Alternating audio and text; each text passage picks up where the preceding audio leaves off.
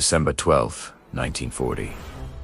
The North Atlantic. A brutal, unforgiving expanse of churning gray water under an equally unforgiving sky. On the bridge of the SS Bachimo, Captain John Cornwallis gripped the helm, his knuckles white. For weeks, they had been battling relentless storms. A ghost ship on a phantom sea. The cargo hold was packed to the brim with precious furs, a fortune destined for the markets of Europe. But now, it felt more like a lead weight, dragging them down to a watery grave. The Bachimo was a sturdy vessel, a 1,300-ton steel-hulled steamship. But even steel can be broken by the fury of the ocean. They were hundreds of miles off course, trapped in a creeping, groaning pack of sea ice that threatened to crush the hull like a tin can. The air on the bridge was thick with tension. Every creak of the ship's timbers, every shudder as it scraped against the ice, sent a jolt of fear through the crew. Supplies were dwindling. The cold was a physical presence, seeping through their thick coats, numbing fingers and toes. But it was the silence that was most terrifying. The vast, empty silence of the Arctic, broken only by the wind's howl and the relentless grinding of ice. They were alone, utterly and completely alone. Then, on the first day of October, the real nightmare began. A blizzard descended with unimaginable ferocity. Visibility dropped to zero. The world outside the bridge windows became a swirling vortex of white. The temperature plummeted. The ice, which had been a nuisance, became a prison. It closed in around the Bachimo, its grip tightening with each passing hour. The ship groaned in protests, a wounded beast caught in a colossal trap. Captain Cornwallis knew they were in grave danger. The hull could breach at any moment. He made the difficult decision. Abandon ship. The words hung in the frigid air, heavy with unspoken dread. The crew, 36 souls in total, scrambled over the side, leaving their ship to its fate. They set up a makeshift camp on the solid iced floe, a half-mile away, watching, waiting. For 2 days, they huddled together, listening to the storm rage and praying for a miracle. And then, as suddenly as it had arrived, the blizzard broke. The sky cleared, but when they looked towards where the Bachimo should have been, there was nothing. Only a jagged ridge of ice where the ship had been trapped. It was gone. Vanished.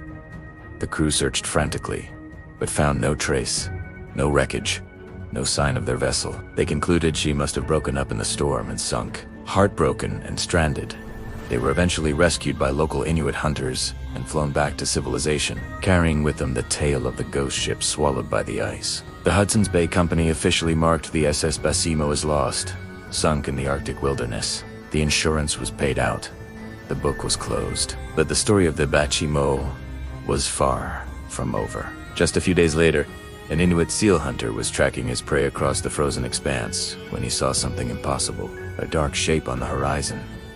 As he got closer, his eyes widened in disbelief. It was a ship, a steamship, moving silently, eerily, through the ice-choked water. It was the Bachimo, intact and afloat, sailing without a crew, without a light, without a sound. He reported his sighting, but it was dismissed as a mirage, a trick of the Arctic light. How could a ship, declared sunk, be sailing on its own? It was impossible, but the impossible kept happening. Over the next few weeks, more sightings poured in. Prospectors, trappers, and other ship crews all reported seeing the Bachimo drifting aimlessly through the Beaufort Sea. It was always alone, always silent, a ship with no captain, no crew, just the ghosts of the Arctic winds to guide it. It earned a new name, the Ghost Ship of the Arctic. The Hudson's Bay Company, hearing these persistent rumors, mounted several recovery attempts. They knew the value of the furs in its hold. Time and again, they would spot the ship, even manage to board it. They found the ship eerily preserved. Meals were still on the tables in the mess hall. Bunks were made. Logs were open on the captain's desk. It was as if the crew had just stepped away for a moment. But every time they tried to tow it or salvage it, a sudden, violent storm would blow in, forcing them to retreat and lose the ship once more. It was as if the Bachimo itself, or some unseen force, was refusing to be captured. It chose its solitude. For the next 38 years, the SS Bachimo became a legend. It was spotted hundreds of times, drifting along the Alaskan and Siberian coasts. It would appear and disappear like a phantom, sometimes getting trapped in the ice for an entire winter, only to be freed by the spring thaw and continue its lonely journey. It navigated treacherous ice fields and survived storms that would have sent lesser ships to the bottom. It became a fixture of the North, a wandering enigma. The last confirmed sighting was in 1969 by a group of Inuit off the coast of Alaska. The Bachimo was once again firmly locked in the pack ice. And then nothing. After that, the ghost ship truly became a ghost. It was never seen again. What happened to the Bachimo? Did it finally succumb to the crushing ice and sink to the bottom of the Chukchi Sea? Or is it still out there, a silent wanderer in the most remote corners of the Arctic, its cargo of furs still waiting in the hold? In 2006, the Alaskan government launched a project to solve the mystery once and for all, to find the final resting place of the ghost ship of the Arctic. But to this day, the Bachimo remains lost. This brings us to the most chilling part of the story. For decades, long after its final sighting, a strange phenomenon was reported by ships and coastal radio stations in the far north. A faint, ghostly signal, periodically broadcasting on an old maritime frequency. It was a distress call, an SOS.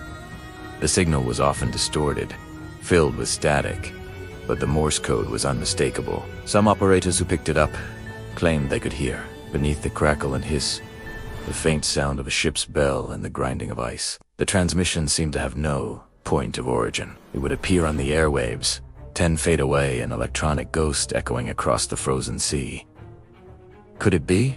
Was it the Bachimo, its automated systems still trying to call for help after all these years? A ship lost to the world, but not yet silent. A dead ship, still transmitting. Imagine being on the bridge of a modern icebreaker, late at night, surrounded by the crushing silence of the Arctic. The radio operator is drowsing over his console when a burst of static makes him jump. He adjusts the frequency, and through the speakers comes a sound that shouldn't exist. The faint, rhythmic dots and dashes of an old SOS call. It's a signal from a ghost, a message from a ship that vanished over half a century ago. The legend of the Bachimo isn't just a story of a lost ship. It's a chilling reminder that some mysteries are never solved, and that out in the great, empty spaces of the world, some voices never truly fade away. They just keep calling, waiting for an answer that will never come. Thank you for watching. If you're fascinated by mysteries of the sea, make sure to like this video and subscribe to our channel for more tales from the deep. What do you think happened to the Bachimo? Let us know in the comments below. Stay curious, and we'll see you in the next video.